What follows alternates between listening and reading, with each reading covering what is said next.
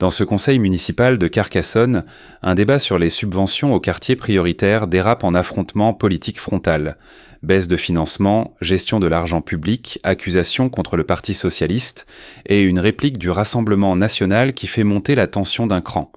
Si vous voulez voir d'autres séquences politiques sans filtre, abonnez-vous, likez, partagez et activez la cloche de notification.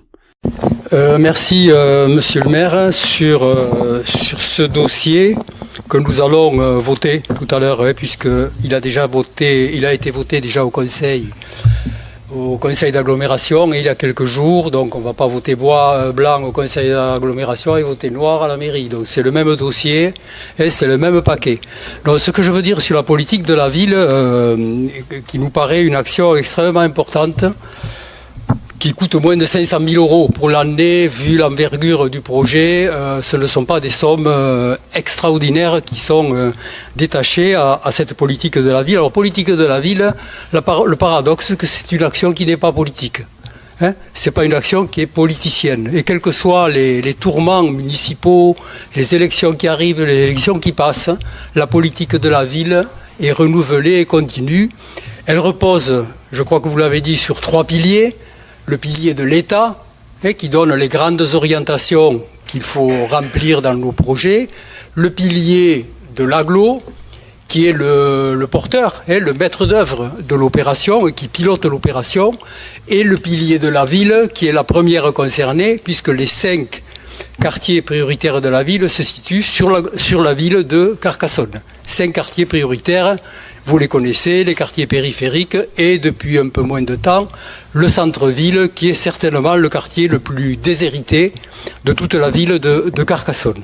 Donc à partir de là, il y a un travail très partenarial qui se met en place sous la forme d'un comité de pilotage qui réunit tous les acteurs, l'État, la ville, l'agglo, les bailleurs sociaux, un certain nombre d'organismes qui sont qui sont liés à cette politique de la ville et qui, dès le mois de novembre de l'année N-1, lancent ce qu'on appelle un appel à projet en tenant compte des orientations de l'État, puisque si on ne les respecte pas, le financement de l'État il risque de diminuer ou de disparaître. Et à partir de là, les porteurs de projets, et vous savez qu'il y en a, cette année, je crois qu'on en a eu 104 projets qui ont été présentés, 104 projets portés par de l'associatif, par des collectivités, par des groupements HLM, etc. Tout ça, ça a contribué. Et dès le mois de février, le comité de pilotage valide, après étude dossier par dossier, valide les projets qui seront retenus, qui sont recevables. Certaines ne sont pas recevables parce que de l'année d'avant, le porteur n'a pas rendu les comptes, n'a pas rendu le compte rendu. Donc, on le met de côté. Et certains projets ne rentrent pas dans les orientations et sont donc repoussés puisqu'ils ne rentrent pas dans les orientations qui sont fixées. Or là, il y a du sport, il y a de la culture, il y a des loisirs, il y a de la santé, il y a de l'accès aux droits. Enfin, c'est très, très, très, très large comme intervention sur des populations qui, a priori, sont plutôt dans le monde, dans la sphère de la difficulté et dans un certain nombre de domaines, et surtout les plus jeunes qui habitent ces zones de quartier ou de centre-ville. Donc c'est à partir de là qu'on monte la programmation, qui est ensuite soumise aux collectivités concernées, donc l'État, la ville et l'agglo, et en marge, puisqu'ils financent moins lourdement, puisque ce n'est pas trop leur compétence, l'État ou la région, mais qui interviennent quand même un petit peu. Et le département sur certaines actions, notamment dans le domaine de l'insertion.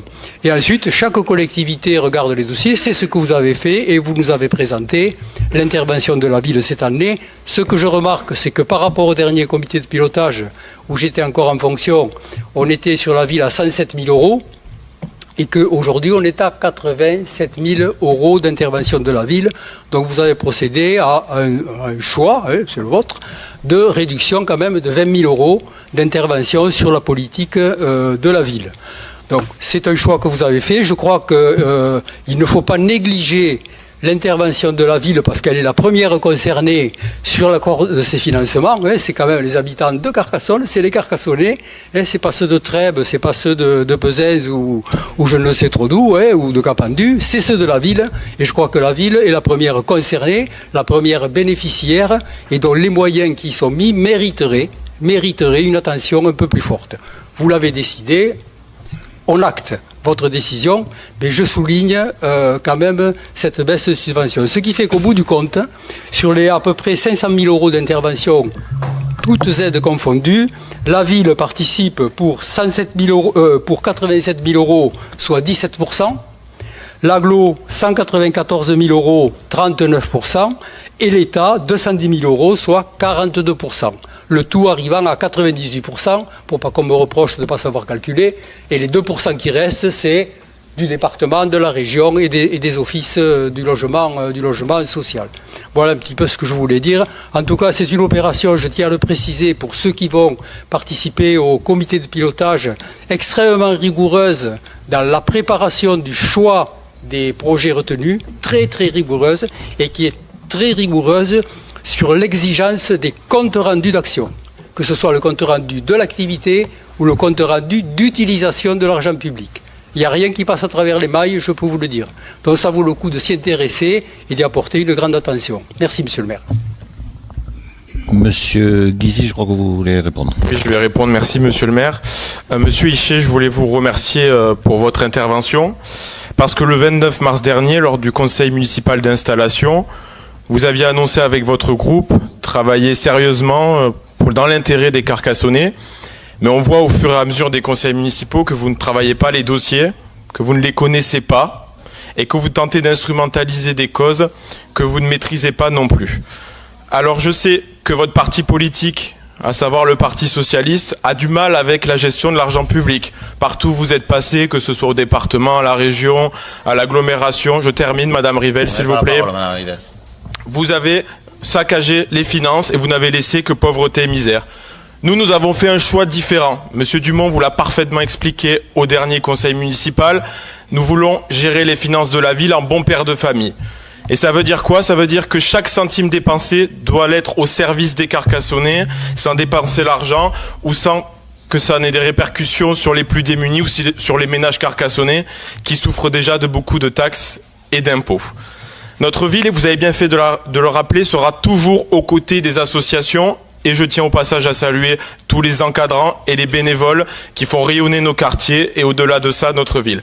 87 000 euros, ce n'est pas rien, et au-delà de ça, s'ajoutent 10 000 euros de matériel, donc pour des tables, des chaises, etc. Cette somme est très importante, et il faut le rappeler, elle vient s'ajouter pour des projets précis, aux subventions déjà attribuées au précédent conseil municipal. Ce ne sont pas des subventions pour une association pour toute l'année. C'est pour des projets précis et qui viennent en plus des subventions déjà votées. Nous avons fait des choix. Ces choix, nous les assumons. Oui, c'est 87 000 euros et non 107 000. Et nous avons fait des économies sur des projets qui ne nous semblaient pas utiles.